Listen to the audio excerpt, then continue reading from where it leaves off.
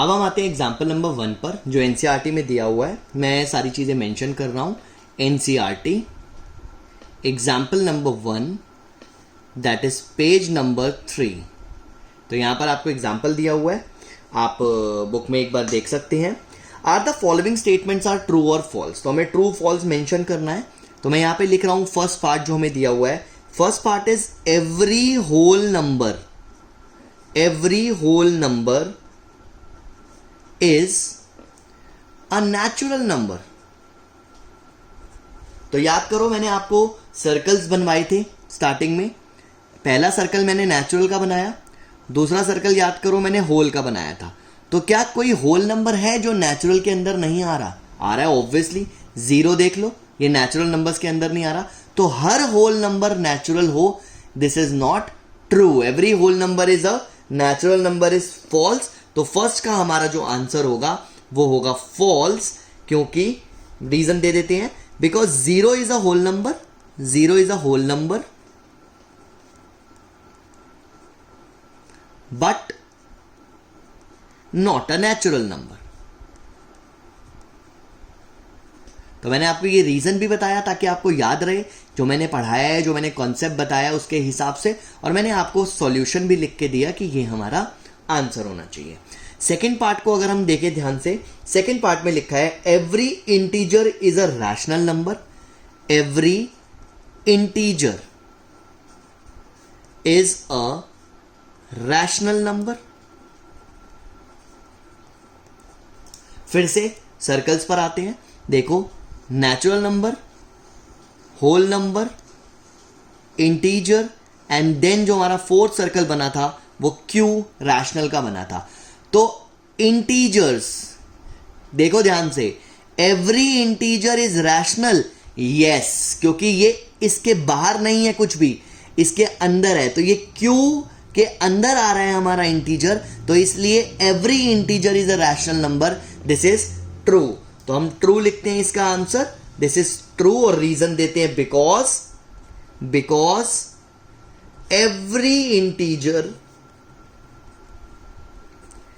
Can be expressed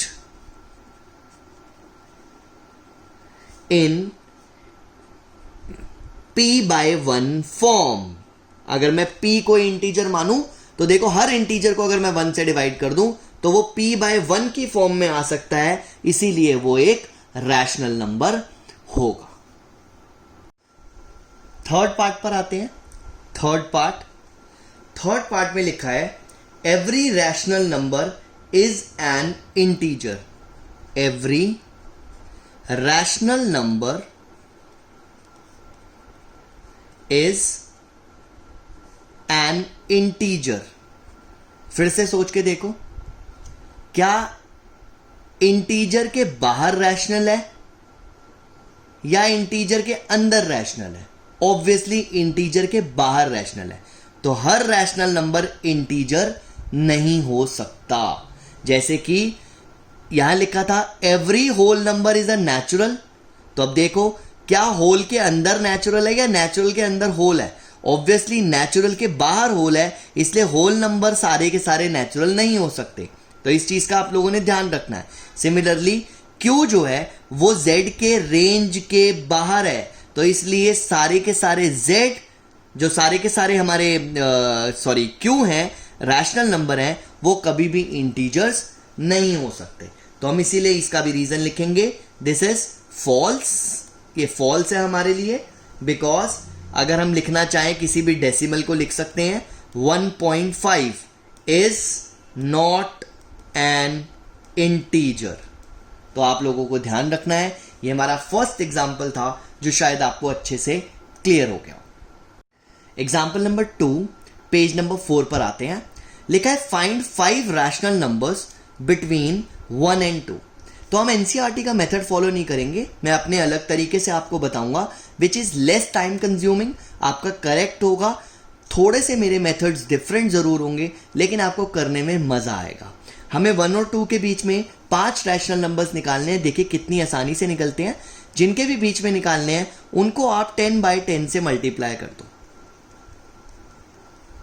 ये आपका बन गया 10/10 एंड दिस इज 20/10।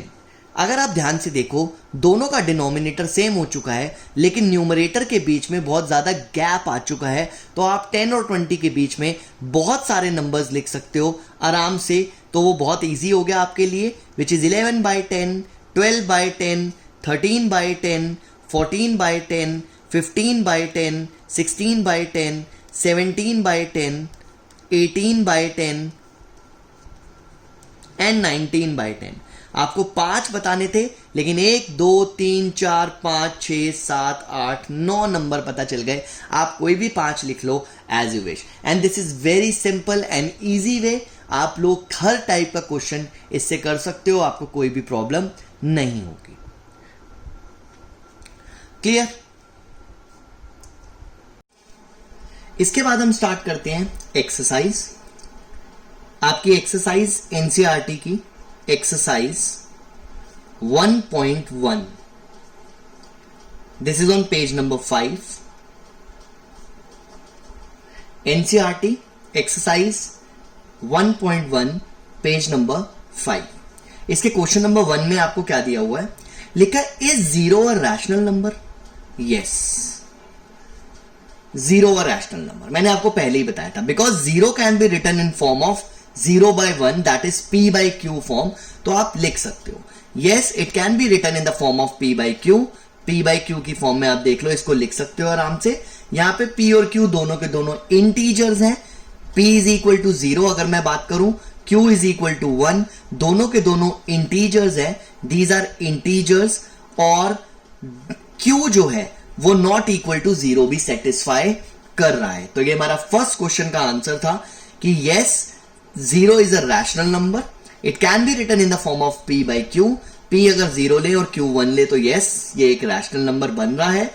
यहां पर p और q दोनों के दोनों इंटीजर्स हैं, यानी कि डेफिनेशन को भी सेटिस्फाई कर रहा है, और q जो है वो 0 के इक्वल नहीं है, इस कंडीशन को भी सेटिस्फाई कर रहा है।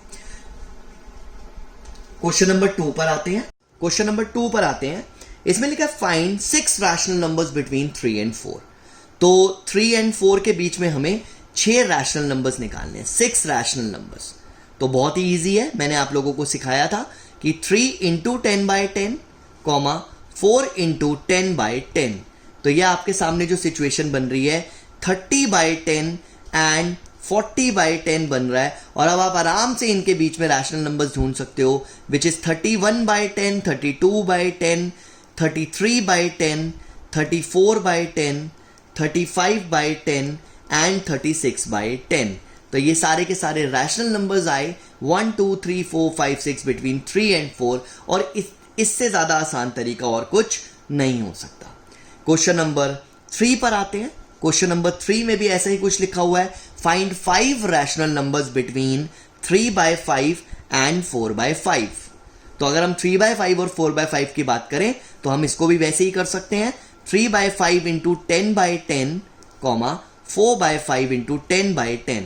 तो अगर आप इसको ध्यान से देखो तो ये हमारे सामने 30/50, 40/50 आ गया। और अब आप 30 और 40 के बीच में 5 नंबर्स बहुत आराम से लिख सकते हो, 31/50, 32/50, 33/50, 34/50, 35/50. These are the 5 rational numbers between 3/5 and 4/5.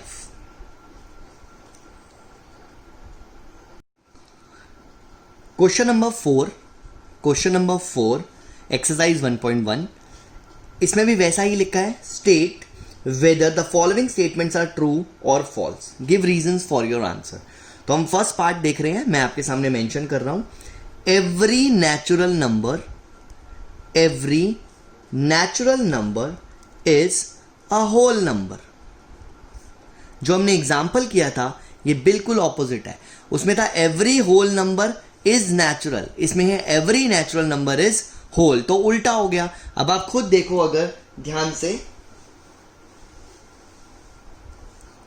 अब आप खुद देखो ध्यान से कि this is natural and this is whole. तो कोई भी यहां पर सारे के सारे नेचुरल नंबर्स जो हैं वो ऑब्वियसली होल नंबर्स हैं, क्योंकि नेचुरल नंबर जो है वो होल नंबर के नीचे आ रहा है, होल नंबर बाहर है, नेचुरल नंबर अंदर है। मैं बोलूं कि 1 तो वो होल नंबर है, वो होल नंबर के सर्कल के अंदर आ रहा है। अगर मैं बोलूँ 2 तो वो भी होल नंबर है क्योंकि वो भी सर्कल के अंदर आ रहा है। किसके सर्कल के अंदर कौन है, इस चीज का ध्यान रखना बहुत जरूरी है। तो इस स्टेटमेंट के लिए हम लिखेंगे ट्रू, क्योंकि सारे नेचुरल नंबर्स जो हैं वो होल नंबर्स होंगे, बिकॉज 3, 4, 5, 6 जो भी नंबर्स हैं वो सारे के सारे होल नंबर्स भी होते हैं। ठीक है, सेकेंड पार्ट पर आते हैं। सेकेंड पार्ट में लिखा है every integer is a whole number. अब आप ध्यान से देखना यहां पर, फिर से अगर मैं सर्कल्स की बात करूं, natural number, whole number, integer. Every integer is whole number, every integer is whole number. No, क्योंकि देखो -1, -2, -3 are integers but they are not whole numbers.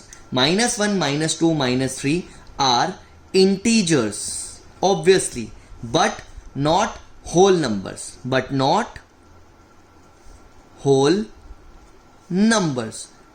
अगर आप सर्कल्स के पॉइंट ऑफ व्यू से देखें तो देखो z के अंडर आ रहा है होल, ऑब्वियसली बात है। तो इसका मतलब ये जो एरिया होगा, ये वाला एरिया जो हम शेड कर रहे हैं, ये होल नंबर नहीं हो सकते, तो इसलिए सारे इंटीजर्स होल नंबर हो भी नहीं सकते। तो इस चीज का ध्यान रखना है, और अगर आप सर्कल्स को ध्यान में रखोगे तो आपकी कभी भी गलती नहीं होगी और आप रीजंस भी आराम से दे पाओगे। क्लियर। थर्ड पार्ट पर आते हैं। Third part is every rational number is